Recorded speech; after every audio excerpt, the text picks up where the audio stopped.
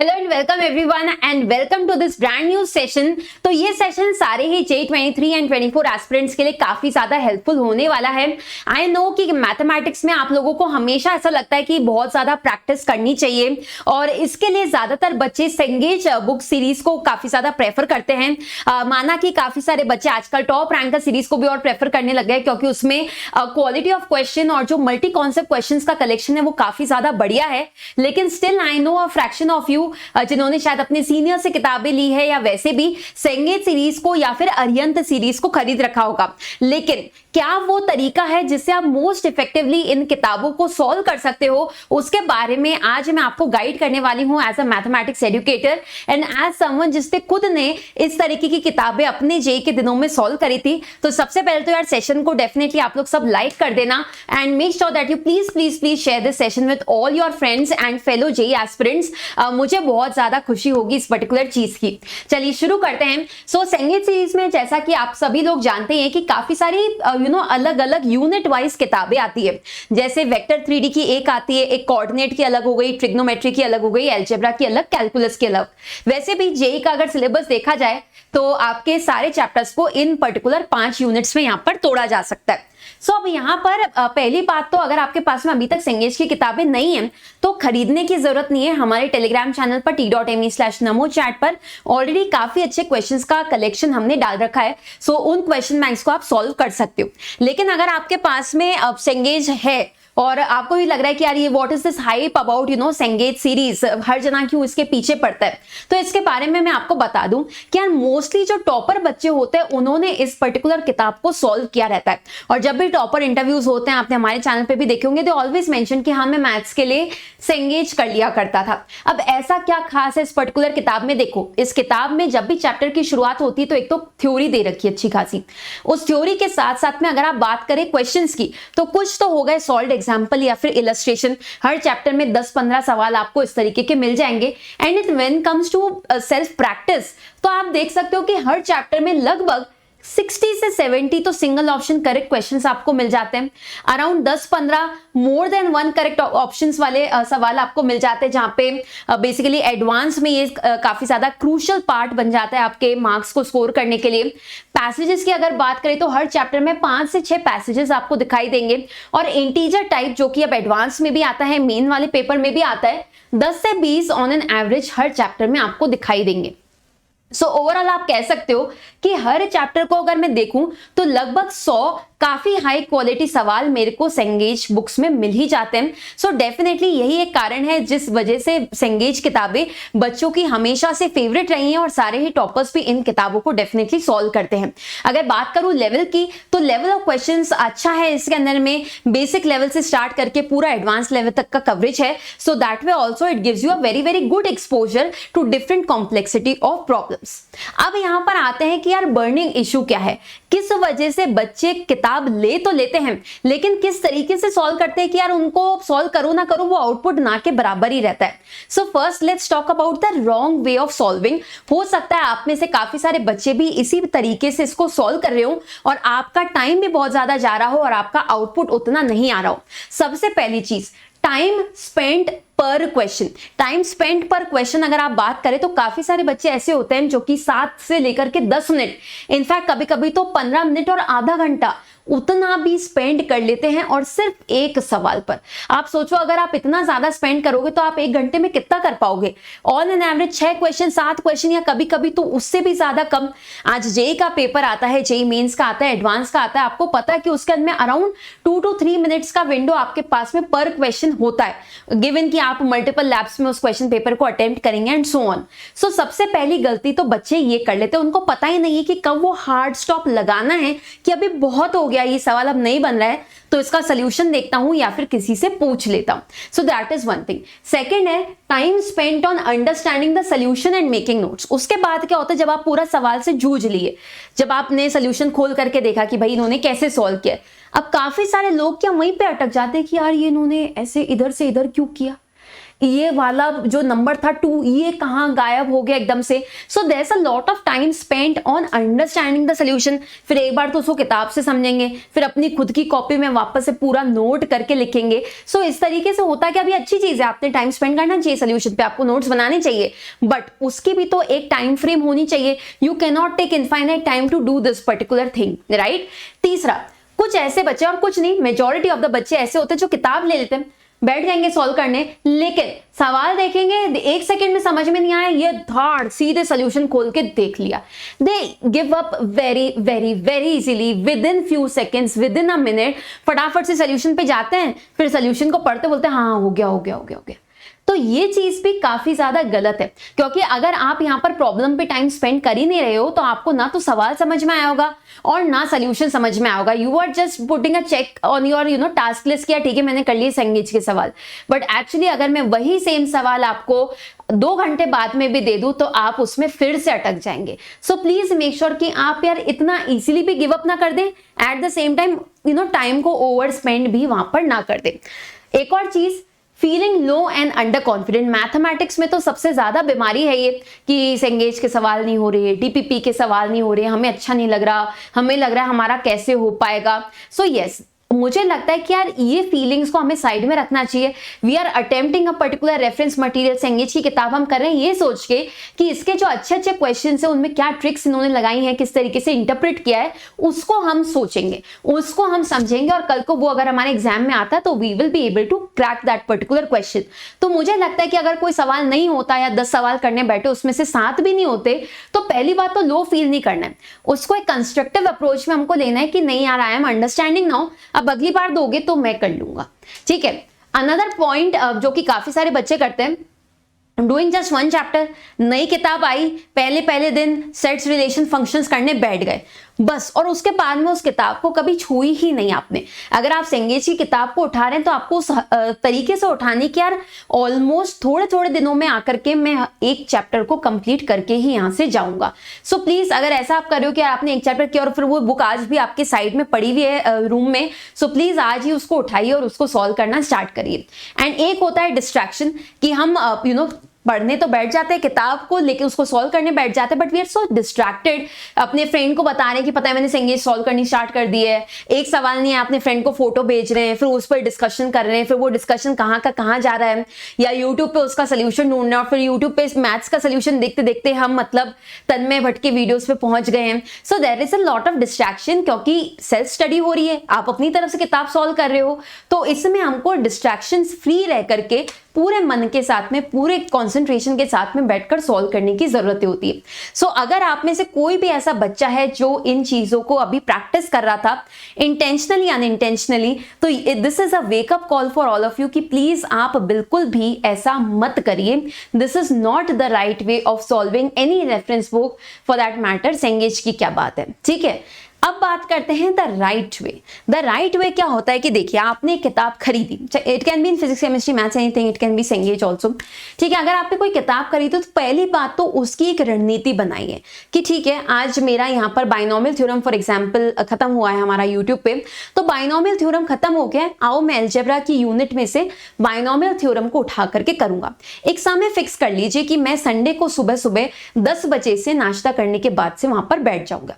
अच्छा, आप एक दिन पहले ही किताब को खोल करके देख लीजिए कि यस इतना थ्योरी पार्ट हो गया, इतने सॉल्व एग्जाम्पल हैं, इतने single option correct and so on and so fourth. अब अपना वो बना दो कि यार अगर 10 जैसे कि सॉल्व एग्जाम्पल हैं तो क्या मैं 10 से लेकर के अराउंड 10:40 AM तक उन सॉल्व क्वेश्चंस को कर सकता हूं। उसके बाद में आप बोलो कि ठीक है I will take another 10 minutes break और समथिंग, उसके बाद में मैं बैठ करके सिंगल ऑप्शन करेक्ट के लेट्स से यहाँ पे 60 क्वेश्चंस हैं, ठीक है, तो एक शिफ्ट में बैठ करके मैं 20 क्वेश्चंस को कंप्लीट करूंगा। अब वो 20 क्वेश्चंस या 10 क्वेश्चंस भी हो सकता है, जितनी आपकी सिटिंग कैपेसिटी उस अकॉर्डिंग। अब उन क्वेश्चंस के लिए आप टाइम ले लो, कितना ले लो, 2 से 4 मिनट प्रति क्वेश्चन। कोई बहुत फास्ट बच्चा है तो 2 मिनट रख ले, किसी को लगता है कि नहीं मैं धीरे सॉल्व करता हूं वो 4 मिनट रख ले, 5 मिनट रख ले, उससे कोई मतलब नहीं है। लेकिन आप एक टाइम को फिक्स करके रखो कि एक सवाल को इससे ज्यादा तो नहीं दूंगा। नंबर ऑफ क्वेश्चंस फिक्स कर लिए, एक क्वेश्चन को टाइम कितना देना है फिक्स कर लिया, मल्टीप्लीकेशन आता है, समझ जाओ कि अब इतनी बजे से इतनी बजे तक यही सेंगेज की सीरीज को मैं सॉल्व करूंगा। अब उसके बाद में बात आती है कि यार आपने जो बोला कि नंबर ऑफ क्वेश्चंस डिसाइड कर लिए, वो सारे क्वेश्चंस करेंगे क्या एक किताब में? तो 60 तो सिर्फ सिंगल ऑप्शन करेक्ट है। On an average around 100 questions पर चैप्टर इस किताब में है, क्या करूं? मैं बताऊंगी मेरा पर्सनल एक्सपीरियंस। जब मैं कोटा में थी और मेरे पास में उस समय अरिहंत की किताब थी, सेंगेज उस समय इतनी फेमस नहीं थी, तो मैं क्या करती थी, मैं पहले एक बार किताब को खोल लेती थी। टाइम मेरा सेट रहता था कि यार मेरे को जल्दी जल्दी ये सारी चीजें करनी है और इतने बजे तक मैं ये पूरा करके उठ जाऊंगी।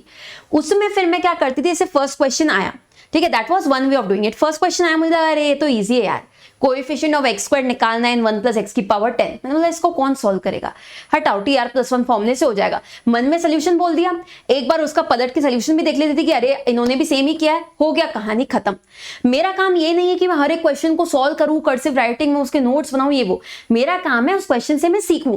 तो अगर कोई इतने स्ट्रेट फॉरवर्ड क्वेश्चन लग रहे हैं, फॉर्मुला बेस्ड है, आपको पता है ये ट्रिक से होता है, आप उसको साइड में रखो, उसको मत करो। लेकिन अगर आपको कोई लगता है कि अरे यार ये ट्रिकी यार, इसमें क्या लगाना है, 2-3 चीजें आ रही दिमाग में, बट कौन सा एग्जैक्टली वाला लगाना है, उन क्वेश्चंस को आप करिए, उन्हीं क्वेश्चंस को आप चूज करिए, उन्हीं क्वेश्चंस के लिए आप ये टाइम लिमिट यहां पर सेट करना और उन सवालों को आप करना, ठीक है। अब जब आप सवाल सॉल्व करते हो तो या तो देखो आपसे सवाल हो जाएगा, ठीक है, सवाल हो जाएगा, आप अपना ऑप्शन अपने मन में सोचोगे, सोल्यूशन में जाओगे, की में जाओगे, मैच करता है, एक बार उनका भी सोल्यूशन पढ़ लो, वेल एंड गुड है।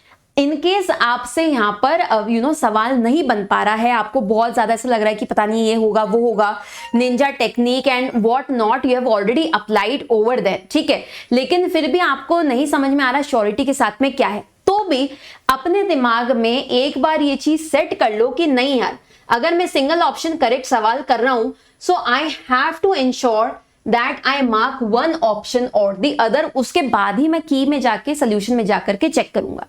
ये बहुत इंपॉर्टेंट है। काफी सारे बच्चे, वही मैंने कहा ना, इजीली गिव अप कर देते हैं। हमको वो चीज नहीं करनी है। हम यहाँ पे धार के चलेंगे कि नहीं, अगर क्वेश्चन सच में एग्जाम में मेरे को करना ही पड़ा तो कैसे करूंगा, आप ऑटोमेटिकली देखोगे कि you will think of innovative ways of arriving at the answer, ठीक है। सो अभी जैसे एक स्पेशल क्लास चल रही थी हमारी इंडेफिनेट इंटीग्रेशन की, उसमें भी हमने सवालों को ओरली सॉल्व किया था, ऑप्शन एलिमिनेशन से किया था, ठीक है। तो अगर उन सारी टाइप की चीजें भी आपको हेल्प करती है समय बचाने में, तो व्हाई नॉट, ठीक है, इतने सारे शॉर्टकट्स हैं, why not. So make sure करें कि अगर सवाल आ रहा है तो बहुत अच्छी बात है, नहीं आ रहा तो भी ऑप्शन बोलो कि अगर करना होता तो ये करता, ठीक है। उसके बाद में आप जाकर के अपना सोल्यूशन देखिए, की देखिए, व्हाटएवर, और उस चीज को प्रिपेयर करिए। अब ये वाला जो सवाल आपसे नहीं हुआ था, इसको डेफिनेटली एक ट्रिकी क्वेश्चन माना जाएगा, या फिर कुछ ऐसा माना जाएगा जो एटलीस्ट आपको नहीं आता था। So you should put a special mark. अब जैसे मैं जनरली स्टार लगा लेती थी, डाउट जो होता था उस पर गोला लगा लेती थी कि यार किसी से, अपने फ्रेंड से जाके या टीचर से जाकर के पूछूंगी, या जनरली अच्छा क्वेश्चन होता था तो मैं उसको स्टार लगा लेती थी। कुछ बच्चे उसको हैश लगा देते हैं वहां पर, कुछ बच्चे वहां पर अपना J 2023 लिख देंगे, है ना। ये सारी चीजें हमने भी बहुत बार करी हुई है, बट कोई ना कोई मार्क जिसका मतलब आपको पता हो वो डेफिनेटली होना चाहिए, ताकि अब जैसे टेस्ट आया, टेस्ट में बाइनोमियल थ्योरम का टेस्ट आ रहा है, तो आप उन्हीं गिने चुने 4-5 सवालों को जिन पे आपने स्टार मार्क लगाया था उनको रिवाइज कर सकते हो, and you will feel confident कि हाँ यार मैं तो सेंगेज रिवाइज कर ली टेस्ट से पहले। सो दैट इज द फीलिंग। इससे आपका टाइम काफी ज्यादा बच जाता है। सॉल्व तो आप कर ही रहे हो, एक एक्स्ट्रा मार्क लगा दोगे तो वहां पर आपका कोई भी ऐसा टाइम लॉस नहीं होने वाला है, ठीक है। तो ये तो हो गया काम। इसके अलावा काफी सारे टॉपर्स से बात करके ये चीज रियलाइज हुई कि ये लोग सब एक डायरी को मेंटेन करते हैं। इस डायरी में यस इंपॉर्टेंट फॉर्मूले होते हैं, ठीक है, इंपॉर्टेंट चीजें होती है, केमिस्ट्री में एक्सेप्शंस होते हैं, ट्रिक्स होती हैं काफी सारी, लेकिन इसी के साथ साथ में मिस्टेक्स भी होती है कि यार मैं हमेशा, जैसे मेरा एक होता था कि जो आपका डिस्टेंस या फुट ऑफ परपेंडिकुलर का फॉर्मूला होता है स्ट्रेट लाइंस में, कब नीचे रूट आना है और कब नीचे रूट नहीं आना है, वो a² + b² वाली चीज पे। तो ये सारी चीजें जैसे एक मेरी काफी कॉमन मिस्टेक उस समय रहा करती थी। या बाइनोमियल में अगर देखो तो r और r+1 के कंफ्यूजन बड़े रहते थे।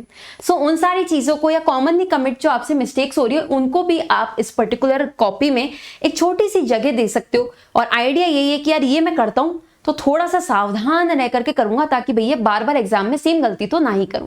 गलती करनी तो अलग अलग करो ना, वैरायटी की करो, सेम करके क्या ही मिलेगा, right. So please make sure that you maintain this. और अदरवाइज काफी सारे बच्चे अपने नोट्स में एक डब्बा डुब्बा बना के अलग रंग के पेन से लिख लेते हैं कि भाई ये नहीं आया था अपन को।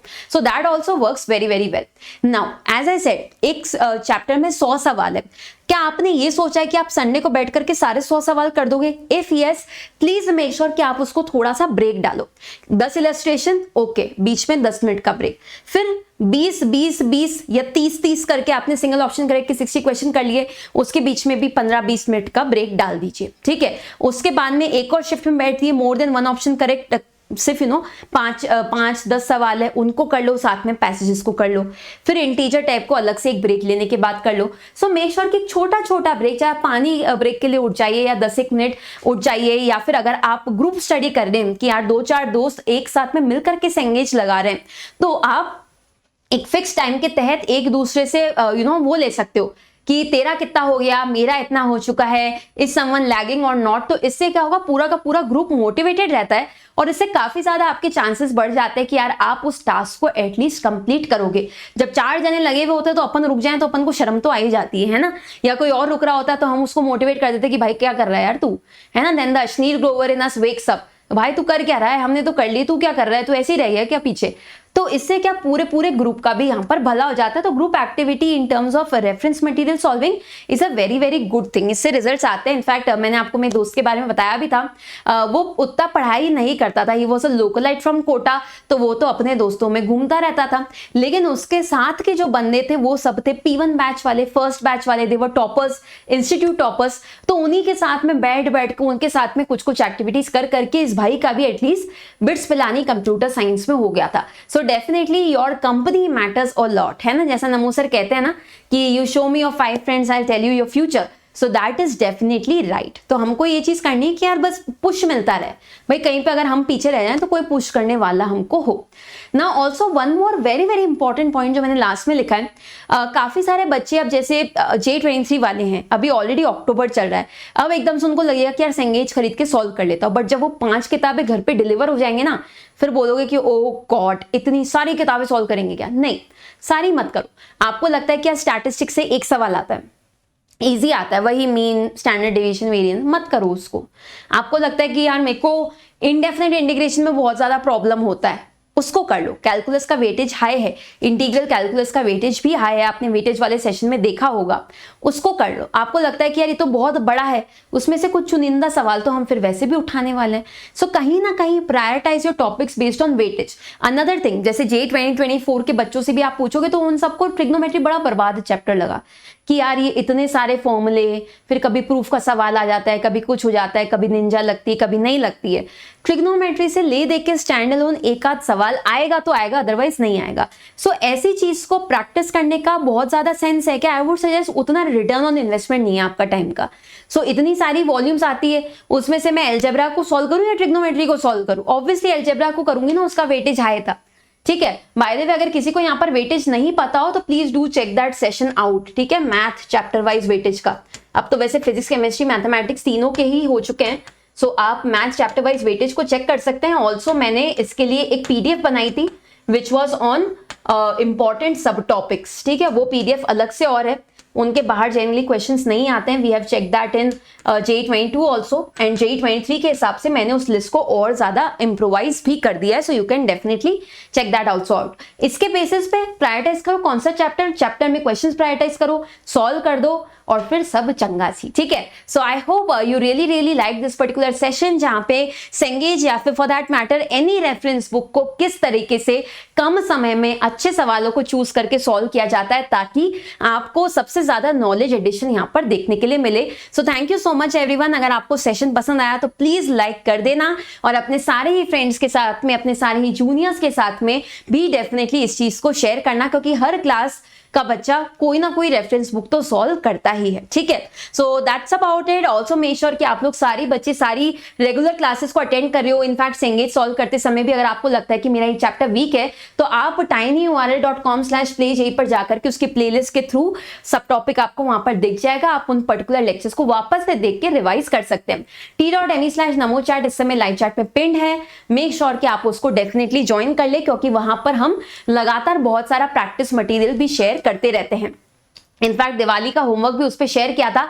इन case you missed it out, please do check it out, ठीक है। और अनअकैडमी जेई से पढ़ के जिस तरीके से अमया सिंगल ने फर्स्ट रैंक हासिल करी थी, ब्रतन मॉडल ने 100% हासिल करी थी, और भी इतने सारे बच्चों ने टॉप 10 में, टॉप 100 में, टॉप 1000 में रैंक हासिल करी थी, अपने अपने स्टेट के टॉपर्स बने थे, सब्जेक्ट वाइज 100% आई थी। तो मेरे ख्याल से अगर आप भी इतनी ही मेहनत करेंगे और अनअकैडमी जेई टीम की छत्र छाया में रहेंगे तो आपका भी रिजल्ट इसी तरीके का आएगा।